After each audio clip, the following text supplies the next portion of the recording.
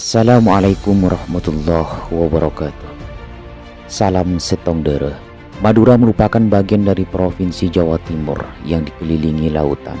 Meskipun Pulau Madura merupakan bagian dari Pulau Jawa, masyarakat Madura memiliki karakteristik yang berbeda dengan orang Jawa.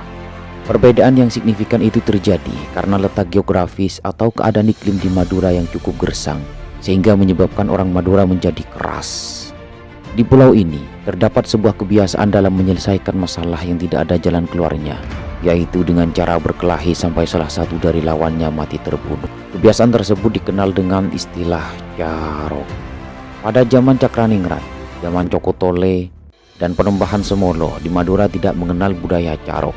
Budaya yang ada waktu itu adalah membunuh orang secara kesatria dengan menggunakan pedang atau keris. Senjata celurit mulai muncul pada zaman Pak Sakera. Mandor tebu dari Pasuruan ini hampir tidak pernah meninggalkan celurit setiap pergi ke kebun untuk mengawasi para pekerja. Celurit bagi Pak Sakera merupakan simbol perlawanan rakyat jelata. Lantas, apa hubungannya dengan carok? Carok dalam bahasa Kawi kuno perkelahian.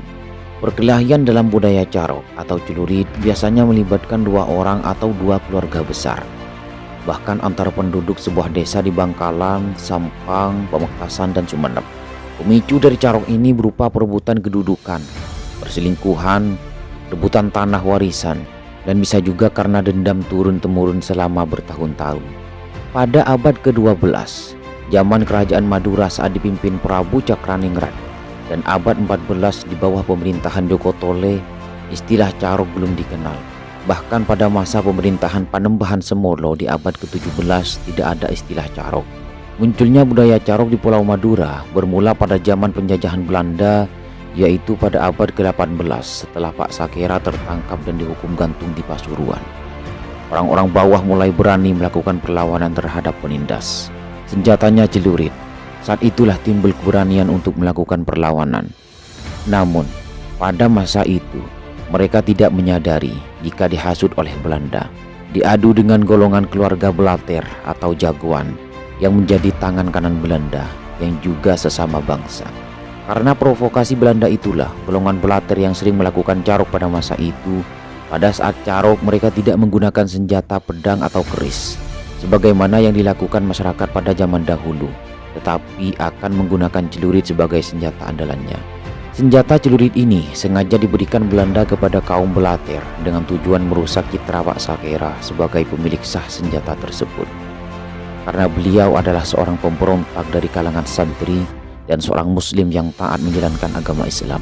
Celurit digunakan Sakera sebagai simbol perlawanan rakyat jelata terhadap penjajah Belanda.